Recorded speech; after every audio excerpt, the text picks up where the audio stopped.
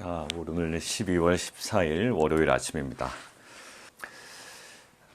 오늘 13절에 그러므로라고 시작이 됩니다.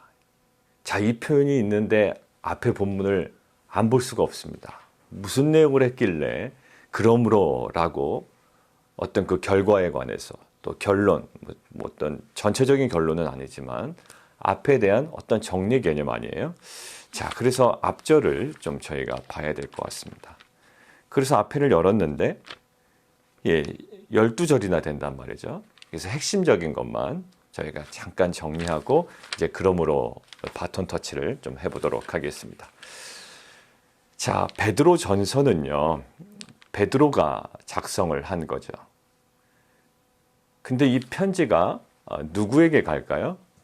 그게 바로 1절에 바로 나와 있습니다. 한번 보시겠습니까? 예수 그리스도의 사도 베드로는 그게 작성자입니다. 그리고 수신자는요, 본도, 갈라디아, 갑바도기아, 아시아와 비두니아. 여러분들 하심탐사에서 이제 사도 바울의 전도 여행 그 지도를 보신 분들은 이제 익숙한 지역들이 많이 나오죠. 지금으로 따지면 이제 터키 지역일 겁니다. 자, 그 지역에 어떻게 해요? 흩어진 나그네라는 거예요. 이 흩어진 나그네, 어제 주일 예배에 저희가 야고보서를 묵상하는데 어제 야고보서 1장에도 이 흩어진이라는 표현이 있다고 그랬습니다. 야고보서에서는 흩어진 교회라는 표현이었죠. 오늘 베드로전서는요, 흩어진 나그네라는 거예요. 그러니까 이 야고보서와 이 베드로전서는 어떠한 공동서신이라는 공통점이 있고요. 그리고 기독교적인 디아스포라 서신이라는 데 공통점이 있습니다. 자, 나그네, 흩어진 나그네. 흩어졌다라는 것에서 우리는 하나 좀 생각해 볼 것이죠. 흩어졌다라는 것은 지금 우리의 현재 상태를 얘기합니다. 근데 마지막 때에, 베드로 전서에도 나타진 마지막 때에 예수님께서 오실 때 우리는 그분 중심으로 다시금 모일 거예요. 그 전까지는 우리의 실존은, 우리의 정체성은 어때? 흩어져 있습니다. 자, 그리고 나그네라는 어떤 정체성은 뭘까요? 임시 거주자, 외국인이라고 나타내기도 하고요. 여행자라는 의미도 돼요. 근데 우리가 이야기하는 그 여행자, 나그네라는 한국어 느낌은 어떤 느낌인가요? 정처 없이 떠돌아다니는 허무한 인생을 나타낼 때 보통 나그네라고 하거든요. 근데 실은 성경에서 이야기하는 나그네는 어떤 나그네냐면 분명한 목적지가 있고 돌아가야 하는 본향이 확실한 그런 이미지란 말입니다. 그러니까 한국어에서 나타나는 그 나그네와 같은 인생은 그냥 정처 없이 떠돌아다니는 거예요. 근데 성경에서 이야기하는 나그네는 전혀 달라요. 분명한 목적지가 있고요. 그리고 돌아가야 할 본향이 있는 거예요. 그런 의미에서 지금 우리는 흩어져 있지만 돌아가야 할, 또 우리가 다다라야 할 그런 목적지와 본향이 있다라는 거예요. 자, 여러분들 창세기 문맥에서 한번 이것들을 생각해 볼까요? 창세기 아브라함이 어디를 떠나요? 본토, 친척, 아비의 집을 떠나죠. 아브라함이 어쩌다가 갑자기 외국인으로 또 나그네로 여행자로 변하게 됐나요? 사업이 망해서 간 게 아니에요. 자, 창세기의 어떤 그 모티브를 한번 생각해 보세요. 이제 언약입니다. 아브라함이 왜 여행자가 됐죠? 왜 나그네가 됐으면 왜 이방인이 됐을까요? 단 한 가지예요. 택하심, 부르심 때문에 그렇습니다. 살아있는 소망에 대한 언약 때문에, 그 언약 때문에 나그네가 된 거예요. 사업이 망해서, 폐가망신해서, 뱅크럽시해서, 이래서 나그네가 된 게 아니라 언약 때문에 나그네가 된 거예요. 영광스러운 나그네죠. 아브라함이 그것들을 굉장히 힘들어했을까요? 물론 과정 중에 자신의 무지에서 오는 그런 어떤 갈등은 있었겠지만 그 자체는 굉장히 영광스러운 거예요. 결국 지시할 땅으로 가라라는 이 말씀의 언약에 순종해서 이후에 획득한 신분이지 그 아브라함이 원래부터 나그네였던 건 아니에요. 다시 한번 이야기합니다. 아브라함은 원래부터 나그네가 아니었습니다. 언제 이후에? 지시할 땅으로 가라라는 언약을 받고 난 이후 순종한 이후에 획득된 신분이 바로 그 영광스러운 나그네였다고요.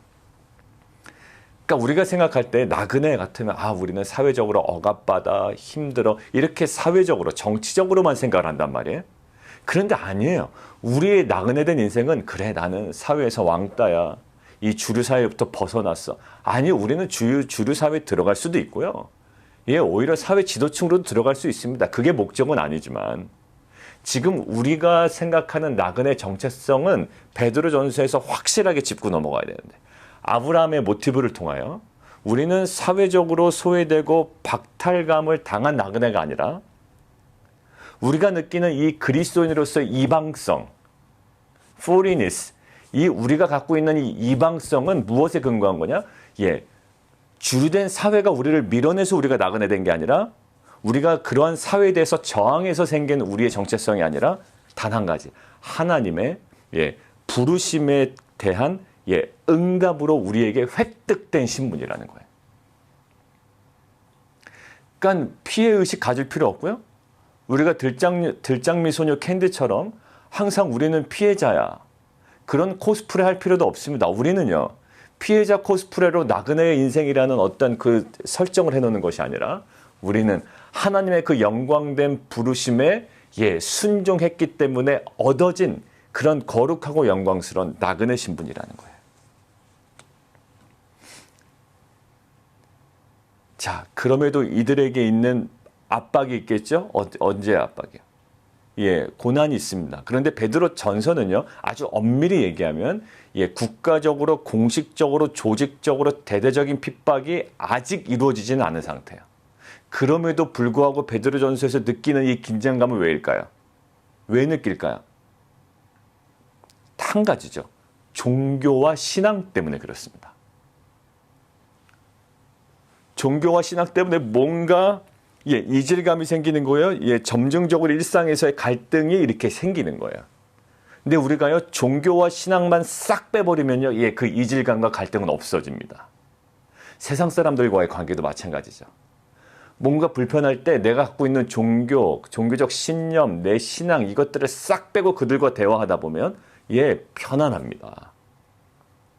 근데 이 지금 흩어진 나그네, 영광스러운 이 나그네와 같은 이 성도들은 뭔가 거기에 이질감을 느끼는 거예요. 그런 상황에서 우리가 보면 좋겠습니다. 그러면서 강조하는 건 4절이에요. 그러면서 이제 넘어가겠습니다. 너희들은 뭐다? 흩어진 나그네인데 결국 나그네는 뭐다? 정처 없이 떠돌아다니는 인생이 아니라 가야 할 본향이 있다라는 거죠. 4절. 썩지 않고 더럽지 않고 쇠하지 아니하는 유업을 잊게 하셔서 곧 너희를 위하여 하늘에 간직한 것이다. 그것들을 바라보고 그것들을 향하여 가는 자들이다. 자, 그러면서 13절로 넘어갑니다. 그러므로라는 거예요. 그러므로. 자, 그러므로 하면서 너희의 마음의 허리를 동이고 거기 밑줄을 좀 세게 쳐놓으실까요? 너희 마음의 허리를 동이고. 자, 4절 아까 얘기했던 그런 유업을 잊게 하시고 하늘에 간직한 것이야. 너희들은 여행자의 나그네야. 이제 나그네로서 그러므로 어떻게 살아야 되냐 하면 이런 느낌이에요. 그죠? 자, 너희는 나그네야. 근데 사회적으로 소외된 나그네가 아니라 하나님의 부르심에 응답한 영광스러운 나그네야 라는 거예요. 자, 이런 나그네로서 어떻게 살아야 되냐면 그러므로 라고 바로 나타나는 게 너희 마음의 허리를 동이고. 자, 적어 놓으십시오. 출애굽 모티브예요. 출애굽 모티브입니다. 적어 놓으시고요. 출애굽기 12장 11절 적어 놓으시고 오늘 읽지는 않겠습니다. 여러분들 한번 찾아보세요. 12장 11절은 어디쯤 가고 있나요? 6월절에 관한 내용이죠. 6월절에 관한 내용 할 때 하나님께서 뭐라고 말씀하시는가요? 허리를 동이고 재빨리 이동할 것을 염두에 두고 밥 먹어라. 그죠? 그냥 철퍼덕 앉아가지고 그냥 한 3, 4일 그냥 파티할 정도로 여유롭게 먹는 게 아니에요. 허리를 동이고 당장 뛰쳐나가도 될 만큼 그런 상태로 준비해 놓고 모든 것들을 행하고 먹고 보내라는 거예요. 출애굽 모티브입니다. 빠르게 움직일 준비예요. 그러니까 결국 지금 우리가 구원받은 이후에 지금 이 구원받은 이후의 성도잖아요. 흩어진 나그네로 살아가는데 여전히 우리 가운데 어떤 모티브가 움직여야 돼요? 예, 출애굽 모티브가 작동돼야 되는 거예요. 아, 구원받았으니까 끝이야. 이러다가는 안 됩니다. 우리한테 계속 작동되는 건 뭘까요? 이전 삶으로부터의 신속한 분리가 이루어지는 출애굽이 작동돼야 되는 거예요. 왜? 우리의 죄성은 끊임없이 우리를 붙잡거든요. 달라붙거든요. 우리는 오늘도 경험해야 되는 건 뭘까요? 오늘도 출애굽이에요. 왜? 우리의 죄성이 어느 순간에 나한테 탁 달라붙어 있습니다. 지금 애굽이 먼 발치에 있는 것처럼 보였지만 애굽이 어느 순간에 내 등에 붙어 있어요. 홍해를 벗어났다고 생각했는데 또 홍해가 앞에 있고요. 애굽 군대는 계속 쫓아오고 있습니다. 여러분들, 우리 이전 삶으로부터 신속한 분리가 우리 가운데 계속 이야기돼요. 지금 오늘도 마찬가지예요. 이들 구원받았습니다. 왜? 구원받았는데 왜 이들에게 마음의 허리를 동이라고 그럴까요? 핵심이에요. 어디를 이동하라는 것이 아니에요. 지금은 마음의 허리를 동이라라는 거예요. 육체적인 허리를 동이는 게 아니라. 지리적인 이동이 아닙니다. 아, 이 땅이 아닌가? 다른 데로 가야 되나? 지금 이 터키 지역이 아닌가? 그것이 아니라 그들의 심리적인 마음의 중심의 종말론적인 중심의 이동이에요. 날마다 종말을 향하여 우리의 마음을 이동시키라는 거예요. 이 땅에 사로잡혀 있거든요. 이 땅은 뭐예요? 결국 애굽입니다. 이 땅은 결국 바벨론이에요. 근데 애굽의 바벨론에 자꾸 묶여 있으니 어디로 가요? 뭐 우주로 날아가야 되나요? 그런 것이 아니라 이 땅에 살지만, 나그네로 살지만 나는 이방인이야, 이방인이야, 이방인이야 그러면서 자꾸 어디를 가야 돼요? 예, 본향을 향해서 가야 되죠. 그게 이방인이요 영광스러운 나그네의 삶이라고요. 자, 그러니까 이 지리적 이동은 이 종말론적 우리의 마음의 중심의 이동이에요. 핵심은 뭐예요? 빠르게 움직여라라는 거예요. 그리고 오늘 당장 움직여라라는 거예요. 신속하게, 빠르게. 제가 여러 번 강조했죠. 출애굽의 핵심은 뭐다? 뒤에 안 돌아보고 나오는 거예요. 그리고 애굽의 바로왕은 뭘 요구했죠? 그냥 좀 가까운 데 가라고 그러고 보내주긴 했지만 바로 어떻게 하면 마음이 변해서 뒤쫓아오잖아요. 만약에 하루 이틀 지체하고 내일 가자. 피곤한데 모레 가지. 이렇게 꿈을 댔다가는 아마 영원히 애굽에 갇혀 있었을 거예요. 바로 당장 그 다음날 허리 동이고 먹고 바로 출발하잖아요. 자, 출애굽은 뭐다? 예, 지금 오늘 바로 나가야 되는 거예요. 나를 붙잡고 있는 그 애굽으로부터 오늘 바로 그냥 탈출해버리는 거예요. 자, 그러면서 출애굽 모티브로 세 가지를 이야기합니다. 세 가지요. 자, 첫 번째 13절. 온전히 바랄지어다. 거기 밑줄 딱 꺼놓으시죠. 뭘까요? 예, 첫 번째 소망하라라는 거예요. 소망하라. 어딜 소망해요? 지금 출애굽 모티브죠. 출애굽 모티브에서 지금 18절에 출애굽 모티브를 이어가는 게 있는데 대속함. 그게 실은 원어적으로는요. 대속이라는 의미보다 해방됐다라는 의미가 더 강하대요. 대속 그러면 우리가 흔히 아는 대속이잖아요. 근데 이 18절에는 원래 원어적인 느낌은 해방됐다라는 거예요. 그러니까 13절에 있는 출애굽 모티브가 18절로 이어져요. 계속 출애굽 모티브가 감싸고 있습니다. 그리고 출애굽 모티브의 핵심은 뭐였죠? 우리 스스로 나올 수가 없었다고요. 19절 어린 양이에요. 어린 양. 그러니까 우리가 계속 오늘도 출애굽하는 모든 동기가 뭘까요? 예, 내가 결심하고 한번 해보겠습니다. 아니에요. 예수의 보혈로 우리의 자녀를 감싸주시고 보혈에 잠기게 하시고 보혈의 능력으로 새롭게 하시고. 그러니까 지금 출애굽 모티브를 계속 이끌어가죠. 근데 해방된 이유가 중요하단 말이에요. 자, 출애굽기에 이 사람들이 해방됐잖아요. 해방된 이유가 너무나도 중요했다는 거 우리는 알아요. 왜? 거기서 자꾸 넘어지거든요. 해방된 이유가 실은 더 문제였습니다. 해방되기 전까지는 그들은 별로 한 일은 없어요. 잘 생각해 봅시다. 해방되기 전까지 그들이 한 일이 뭐 있나? 다 하나님이 하셨지. 뭐 그들이 나일강을 피로 만들었습니까? 아니면 그들이 무슨 기적을 벌였습니까? 다 하나님이 하셨어요. 그들이 한 것은 결국 양 잡아서 문설주와 문방에 바른 것, 그거 하나. 다른 것들 한 게 없어요. 그래서 나가라고 하니 그냥 나간 거야. 진짜 이제 나가도 되나 보다 하고 나간 거예요. 한 일 없습니다. 오히려 해방된 이후에 자신의 자아가 막 튀어나오는 거예요. 거기서부터 또다시. 출애굽했는데도 불구하고. 우리 마찬가지죠. 구원받은 이후에 다 된 것처럼 생각해요? 아니요. 구원받은 이후에 여전히 우리는 광야에 진통이 있습니다. 자, 그러니 해방된 이후에 뭐 해야 된다? 자, 소망하라라는 거예요. 해방된 이후에 다다를 목적지를 놓치면 큰일 나요. 이스라엘 백성이 어디서 놓쳤죠? 광야에서 그걸 놓쳐버립니다. 출애굽을 시켜놨더니 출애굽을 왜 했는지 다 까먹어버렸어요. 그러니까 가나안 땅으로 들어가라고 하는데도 못 들어가겠다라는 거예요. 그러니까 출애굽이 결국 가나안을 향한 목적지가 있어서 출애굽시킨 거 아닙니까? 근데 가나안 땅에 못 들어가겠다라는 거예요. 이거 어떻게 됩니까? 돌려보내야 돼요? 아니면 억지로 보내야 돼요? 이거 어떻게 해야 돼요? 결국 광야에서 죽는 사람들이 반 이상이 나타나잖아요. 지금 어딜 봐라? 지금 우리가 해방된 이후에 가장 중요한 뭘까요? 예, 소망하는 거. 아니면 세상 끌려갑니다. 정말로 그래요. 기독교인들 중에서도 세상 탐닉하고 세상 따라가고 세상 방식대로 사업하고 세상 방식대로 직장 다니고 세상 성공 자랑하고 이런 사람 너무나도 많아요. 세상 방식대로 부흥하는 교회 자랑하고 그렇게 되고 싶어하고 저도 그럴 수도 있겠죠. 그러니까 결국 뭐예요? 해방된 이후에 뭐를 바라봐라? 예, 해방된 이후에 다가갈 목적지를 소망하라라는 거예요. 자, 두 번째요. 우리 이렇게 출애굽 모티브로 그런 영원한 나라가 있으니 자, 그러므로 두 번째 15절 모든 행실에 거룩한 자가 되라. 밑줄 딱 거놓으시죠.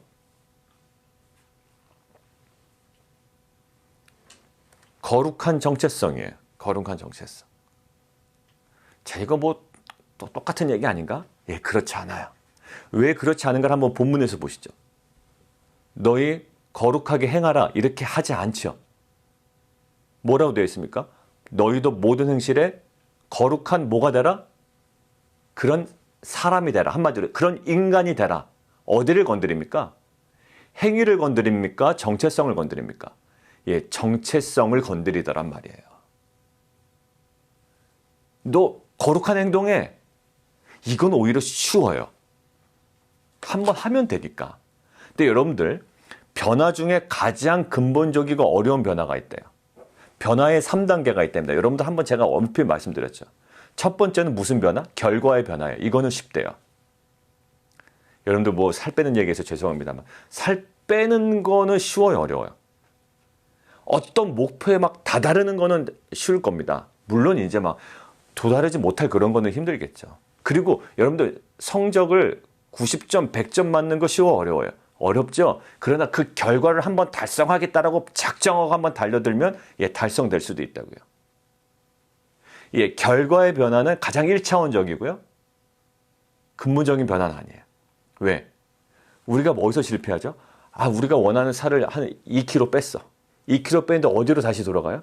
요요 현상으로 다시 3kg 쪄버린다고요. 그러니까 결과의 변화는 실은 굉장히 약해요. 예, 지속력이 떨어져요. 그러니까 결과를 달성했다. 그리고 어떻게 됩니까? 그냥 누워버리는 거예요. 그러니까 우리가 조심해야 될 거 뭐 신년 뭐 30일, 40일, 뭐 20일 뭐 특별 뭐 이렇게 해가지고 하잖아요. 할 수 있죠. 그거 왜 못하겠어요. 근데 무엇이 중요해요? 예, 나는 변하지 않고요. 결과만 달성한 거예요. 그거 예, 조심해야 됩니다. 자, 결과의 변화가 가장 1차원적이에요. 우리는 그것을 동경하면 안 돼요. 두 번째는 뭐냐면 그 결과까지 나올 수 있도록 시스템을 변화시키는 거예요. 시스템의 변화. 이거는 결과의 변화보다는 조금 더 성숙한 변화입니다. 그러니까 이거죠. 아, 내가 한 3kg 뺄 거야. 아니면 내가 100점 맞을 거야. 라는 결과의 변화를 애쓰기보다 아, 나는 100점 맞을 수 있도록 또 지속적으로 체중 감량할 수 있도록 이러한 삶의 습관의 변화 또 내 삶의 방식의 변화를 가져갈 거야 라는 거예요. 이거는 조금 더 진전된 변화죠. 그런데 이거보다 더 강력한 변화가 있다는 거예요. 어떤 변화? 예, 정체성의 변화라는 거예요. 정체성의 변화. 나는 100점 맞을 거야가 아니라 어떤 거예요? 예, 나는 그냥 계속 책을 읽는 사람이야. 나는 공부를 하는 사람이야. 나는 공부를 원래 좋아하는 사람이야 라는 거예요. 나는 오늘 고전 독서, 한국 문학 전집을 10권을 읽을 거야 라는 것보다 더 중요한 건 뭘까요? 나는 책을 읽는 습관을 만들 거야 라는 게 더 중요하고요. 더 근본적인 변화는 나는 원래부터 책을 읽는 사람이야. 이 정체성의 변화가요. 가장 근본적인 변화라는 거예요. 여러분들 신앙생활도 마찬가지입니다. 기도응답 됐어 라는 그 결과에 흥분하는 자들은요, 기도응답 받은 다음에 자기 마음대로 돌아가요. 많이 봤죠, 주위에서. 내가 원하는 직장에 들어가거나 내가 원하는 사업을 하거나 내가 원하는 대학에 들어가면 기도응답 받았어요. 그러고 나서 다시 다 돌아가요. 기도응답 받은 결과가 중요한 게 아니라 나에게 뭐가 중요할까요? 나는 원래 기도하는 사람이야. 나는 하나님과 기도로 교제하는 사람이야. 이런 정체성의 변화가 더 중요하단 말입니다. 나는 어떤 분을 100불을 줘서 섬겼어 라는 것보다 더 중요한 건 뭘까요? 나는 원래 내 가진 재산이 하나님 것이라 인정하고 나는 계속 섬기는 사람이야 라는 나의 정체성의 변화가 더 근본적인 변화라는 거죠. 오늘 그런 관점에서 보세요. 야, 너 거룩한 행동을 좀 할래? 이게 아니에요. 뭐 하라? 너 이제 본향을 향해 가는 나그네잖아. 너는 이제 뭘로 바뀌어? 너 정체성이 바뀌어야 되는 거. 어떤 정체성? 거룩한 자가 되라라는 거예요. 어떤 것? 근본적인 성품의 변화예요. 그러니까 16절이죠. 기록되었을 때 내가 거룩하니 너희도 거룩할지어다 하셨느니라. 결국 뭘까요? 예, 너는 거룩한 자야라는 거예요. 거룩한 정체성을 가진 거예요. 그러니까 내가 이거 죄를 안 져야지, 이것은 꼭 해야지, 이렇게 어떤 결과 중심적인 변화보다 나는 원래 어떤 사람이다? 예, 거룩한 자다. 왜? 우리를 부르신 자가 거룩하니까. 그래서 나는 원래 거룩한 자야라는 거예요. 결국 뭘까요? 자신에 대한 정체성에 대한 이해예요. 나는 원래 어떤 사람인가? 내 자신에 대한 이해가 뭘까요? 그게 바로 정체성이고요. 세상에 대한 이해가 뭘까요? 그게 바로 세계관이에요. 내 자신이 어떤 사람인지 알지 못하고 결과만을 변화를 추구하는 자들은요, 의미가 없어요. 근데 내가 누구인지를 아는 사람은 예, 결과까지도 가능해질 겁니다. 내가 누구인지 이 정체성의 변화. 자, 세 번째요. 17절. 두려움으로 지내라. 나그네로 있을 때 어떻게? 그러므로 두려움으로 지내라. 나그네 있을 때 어떻게 해라? 그냥 막 즐겁게 지내는 것도 좋지만 두려움으로 지내라.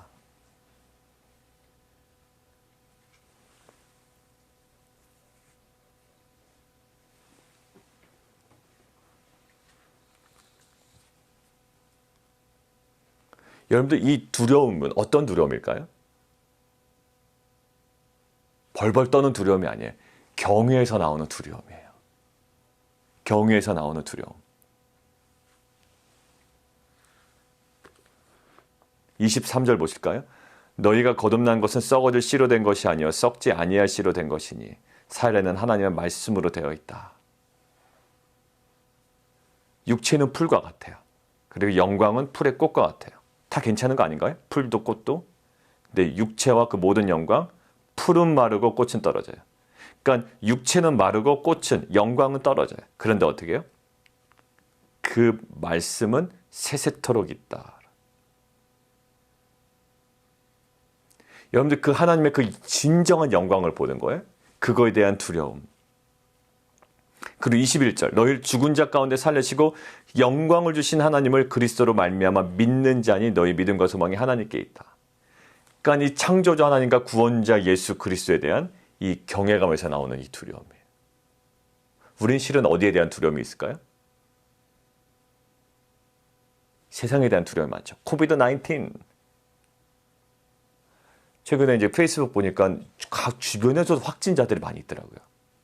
그러니까 어느 가정은 딸이 확진자가 돼가지고 걸려서 딸한테 음식 주고 왔다고, 미국에 계신 분이에요. 예, 그 사진도 이렇게 올려놓고 그러셨더라고요. 경제에 관한 두려움, 다 두려움이죠. 근데 뭘까요? 진정으로 우리가 경외감을 가지고 두려워야 될 대상이 뭘까요? 그게 바로 하나님, 예수 그리스도예요. 이게 왜 중요하냐면 바로 구원은 뭐다? 빠른 이동이다라고 그랬죠. 그러니까 결국 우리가 두려워하는 대상을 빠르게 이동시키는 거예요. 이것도 마찬가지예요. 그러니까 구원은 계속 중심 이동입니다. 애굽에 근거했던 생각이 있고 애굽에 근거해서 두려워했던 것들이 있어요. 그런데 애굽에 근거해서 두려워했던 것들은 바로였겠죠. 근데 우리가 광야에서 두려울 대상은 바뀌어야 돼요. 여전히 애굽을 두려워한다? 이것은 못난 사람이죠. 가나안 땅을 향해서 걸어가는데 이제 두려움이 될 생각이 어떻게 또 변합니까? 가나안에 있는 그 족속에 있는 이 거민들을 보고 두려워한단 말이에요. 너무 지나친 거죠. 그러니까 우리의 그 구원은 뭐다? 빠른 이동이다. 출애굽에 관한 모티브 가지고 이 두려움.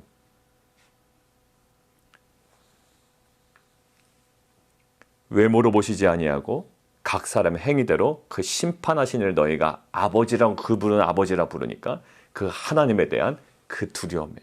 그러니까 상황에 대한 두려움이 아니라 딱 나와 있어 17절 그 아버지에 대한 두려움, 경외감에 대한 두려움이에요. 여러분 정리하겠습니다. 구원은 뭐라고요? 구원은 이동입니다. 그런 의미에서 조금 여러분들 오해가 발생할 수 있지만 구원은 그냥 확신하고 앉아있는 게 구원이 아니에요. 그러니까 우리는 확신을 강조하잖아요. 믿어 안 믿어, 믿어 안 믿어. 믿어요.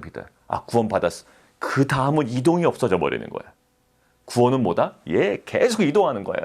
그러니까 믿는 사람들 보면 가만히 있질 않죠. 그러니까 막 부산하게 일을 한다는 의미가 아니라 계속 자기를 쳐서 복종시키고 기도의 자리에 나아가고 그런 사람인 것처럼 살아가고 그러니까 확신도 있지만 더 중요한 건 뭐예요? 확신 가운데 우리가 나아갈 수 있는 이동이에요. 확신도 잊지 마세요. 그렇지만 구원은 이동입니다. 결국 우리가 그 이동함을 통해서 하나님께서 말씀하신 게 있어요. 이 백성이 광야로 나가서 그들이 결국 나를 어떻게 한다? 섬기게 한다라는 거예요. 빠른 이동을 통해서 자유함을 얻는 것이 아니라 그 자유함을 통해서 하나님께 향해 나가는 거예요. 애굽에서는 그게 불가능하니 이제는 빠른 이동을 통해서 누구에게? 하나님을 섬기게 하는 것이고 가나안을 향해서 가는 겁니다. 여러분들 이 베드로 전서는요 누구를 향해서? 흩어진 나그네. 오늘 두 가지 얘기했습니다. 흩어진 정체성, 나그네라는 정체성. 그리고 하늘의 유업을 받는 사람들이에요. 그러므로 라고 오늘 세 가지 이야기했습니다. 소망하라. 우리의 정체성을 확인하라. 그리고 두려워하라. 근데 이것들은 빠른 이동이라는 관점, 출애굽이라는 모티브에서 우리가 보면 이것은 굉장히 우리의 삶에 깊게 묵상이 될 겁니다. 이러한 말씀에 대한 확신과 소망을 가지고 오늘도 구원의 그 빠른 이동으로 나아가는 귀한 공동체 되기를 원합니다. 우리 함께 기도할까요? 우리에게 필요한 이 나그네의 윤리가 있습니다. 여행자의 윤리가 있어요. 근데 그 모든 것들을 베드로 사도는 어디서 끌어오나요? 출애굽 모티브로 갑니다. 내 마음의 허리를 동이라. 빠르게 움직여라. 이전 삶으로부터의 신속한 분리예요.